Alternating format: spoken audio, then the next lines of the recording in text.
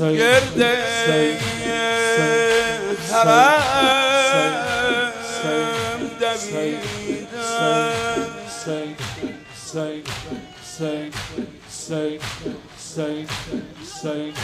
صفا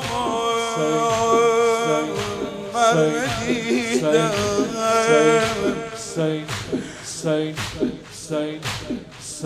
هیچ کجا برای من کرب و بدا نمی شود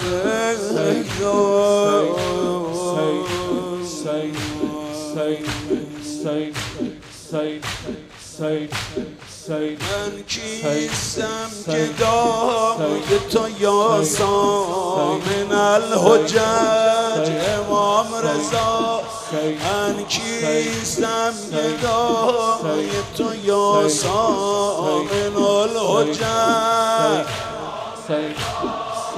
افتادم به پای تو یاسا من الحجج درد مرا که هیچ طبیبی دوا نکرد جز دارو و شفای تو یا سامن الحجج از کار من گره نگشاید کسی مگر دست گره گشای تو یا سامن الحجج دست گره گشای تو یا سامن الحجج بالله نمی روم در بیگانگان تا هستم آشنای تو یا سامن الحجج تا هستم آشنای تو یا سامن الحجج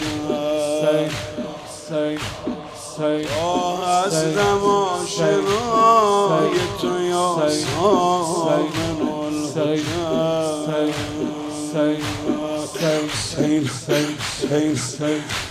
دلم برای ما بزا تنگ شد شب عاشورا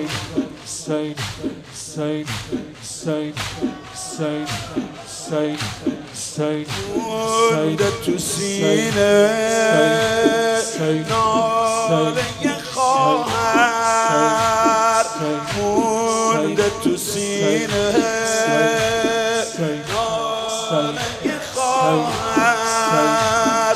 وای که میمیرم بی تو برادر وای که میمیرم